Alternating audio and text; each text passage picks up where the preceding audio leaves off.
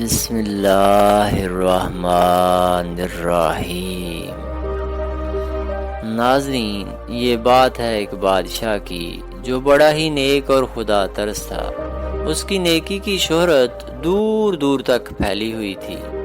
ایک دن اس کے دارالحکومت میں ایک فقیر آیا۔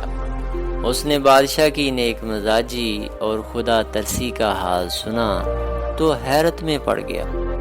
اس کی سمجھ میں یہ بات آتی ہی نہیں تھی کہ حکومت کا انتظام اور خدا ترسی ایک جگہ کیوں کر جمع ہو سکتے ہیں۔ حکومت کا انتظام تو بڑی ہی دنیا داری کا مشغلہ ہے۔ یہی دیکھنے کے لیے وہ دور دراز کا پیدل سفر طے کر کے آیا تھا۔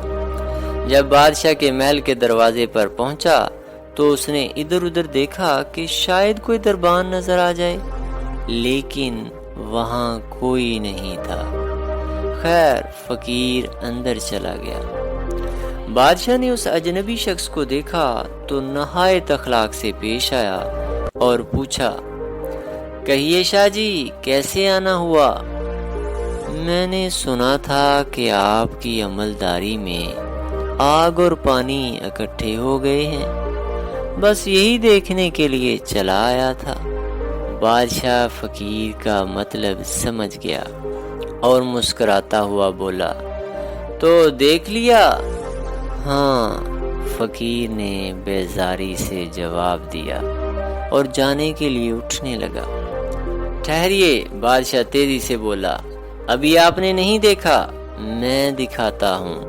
یہ کہہ کر بادشاہ نے سارے شہر میں اعلان کروا دیا کہ آج بازار خوب سجایا جائے، آج ہمارا ایک مہمان بازار کی سیر کرنے نکلے گا۔ بادشاہ کے حکم کی دیر تھی کہ آنن فانن سارا بازار سج کر دلہن بن گیا۔ اب بادشاہ نے فقیر کے ہاتھ میں پانی سے بھرا ایک پیالہ پکڑا دیا اور جلاد سے کہا، جاؤ انہیں سارے شہر کی سیر کروا دو، اور جہاں کہیں بھی پیالے سے پانی کا ایک قطرہ بھی زمین پر ٹپکے، انہیں فوراً وہیں قتل کر دینا۔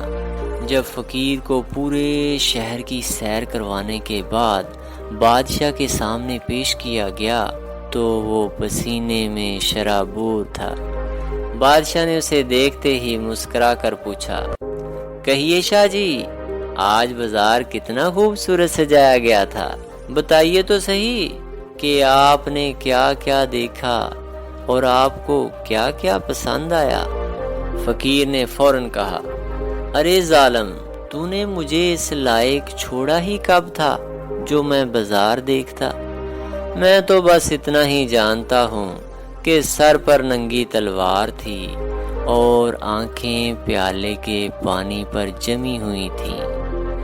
بادشاہ کہکا لگا کر ہنسا اور کہنے لگا، کہیے اب بھی سمجھ میں آیا کہ نہیں؟ یہ ہے آگ اور پانی کا کھیل۔ فقیر کے ہونٹوں پر تو جیسے تالا لگ گیا ہو۔ وہ آنکھیں پھاڑ پھاڑ کر بادشاہ کو دیکھنے لگا۔ بادشاہ نے پھر کہا، ہاں، یہی راز ہے حکومت کے انتظام اور خدا ترسی کے یکجا ہو جانے کا۔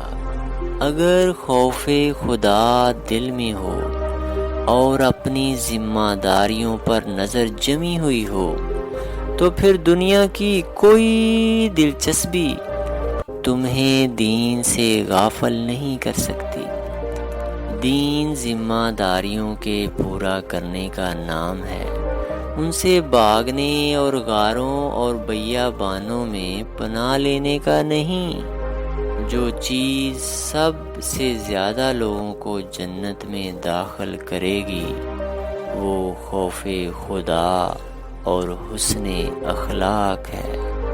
والسلام۔